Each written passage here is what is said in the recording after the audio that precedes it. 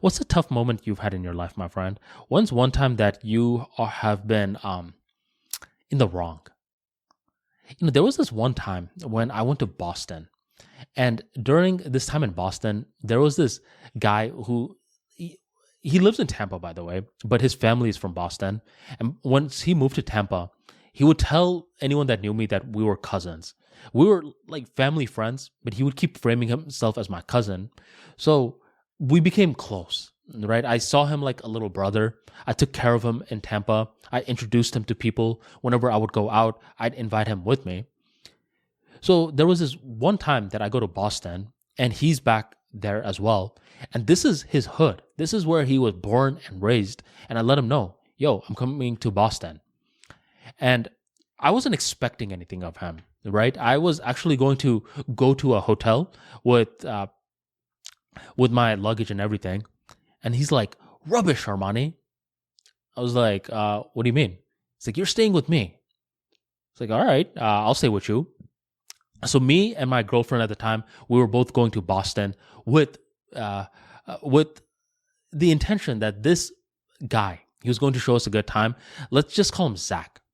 And here's the thing. I get it, Zach. I mean, you live with your parents back home, so I'm not expecting too much from you. But Zach was adamant that he was going to make up for all the times I showed him around in Tampa. So he began to show me and my girl around, but he did it with such a bad attitude. He was just negative the whole time. He took us to this mountain-like area. We're taking pictures. We're like, yo, Zach, can you take a picture of us? He's like, all right.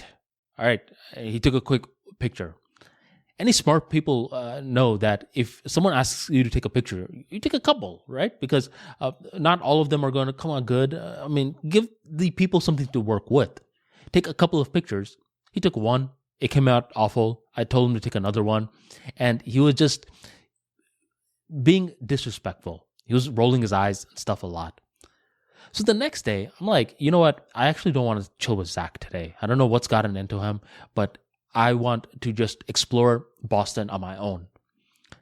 So when me and my girl told Zach about this, he got mad. It's like, what do you mean, man? I mean, you came to Boston, you don't even want to hang out with me? We're like, okay, he's invested in showing us a good time. So we let him show us a good time. Good time, air quotes. We go to this art museum. He's moping around again. I kid you not. There's this ceiling-like area that you could just sit in.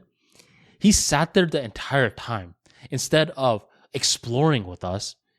Wouldn't take any pictures, just moping around. And at this point, I'm getting annoyed. Just like, man, why are you so mopey for? And this is when things really went off.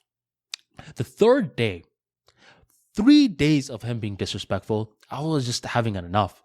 And basically, I asked him, hey, do you want to go to a restaurant or do you want to eat your mom's food? Instead of simply answering the question, he begins to ask me a line of questioning himself. He's like, when did my mom cook the food? I said, today. Do you enjoy my mom's food? Yes, I do. Then why would you ask me if we're going to eat in a restaurant or if we're going to eat my mom's food? What do you think? And he's doing this all in front of my girl. And at this point, I'm getting really agitated with him. And I still remember, this happened in 2017. I grabbed his cap and I threw it. I threw it in the subway. And I said, go pick that up. So he had to actually go into the rails to pick up his cap. And he was pissed that I did that to him. And I actually wanted to fight him because I was so upset with the past 3 days and how he was disrespecting me in front of my girl. So I said, let's fight. And that's when he just said, you know what? Forget this, man. You're just ungrateful. And we didn't talk. Now, after that, my girl came up to me and she's just like, you need to apologize. You need to apologize. Come on, just apologize. I was like, I didn't do anything wrong. And during the heat of the moment, we never think we did anything wrong. So I said, no, I'm not going to apologize. But she kept badgering me about it. So eventually I said, yo, Zach, I'm sorry. He's like, yeah, whatever. That was the last time I ever spoke to him. And a couple of years removed from that event, I know that I behaved in an incorrect way. I mean, back then I was justifying it a lot. And even after like we came back to Tampa, Zach began to hang out with his people. I began to hang out with my people, but we knew mutuals. Zach would explain his side of the story a lot, and he would vilify me. He would say, Armani is one of the most ungrateful folks. He's just a bad guy, and he wanted to fight me. And then the mutuals will come up to me and be like, is this true? So I noticed that we were just having different interpretations in regards to the event. We unfriended each other from all of our socials, and we haven't talked to this day. And I don't think we'll ever talk again. And it showed me how fast an interaction can just fall apart, especially in the real world, where if me and him, let's say we were in college together and we kept crossing paths, then I believe that it would have been easier for us to make amends, just because we're in the same environment a lot. But in the real world, what happens is that we're not in the same environment a lot. So my line of thinking, even to this day, is why would I possibly spend a couple of hours to maybe a couple of days breaking bread with this guy again? I mean, I don't see any practical utility in doing that. And this does have its pros and its cons. The pros is that I don't like it when people waste my time, and I don't let people waste my time. But the con is that it can make it very easy to discard people. So we need to be very careful. I believe if this is a person that does help you in some ways, whether it's emotional, practical, or whatnot, give some time. Allow things to breathe. Be willing to admit that you're wrong.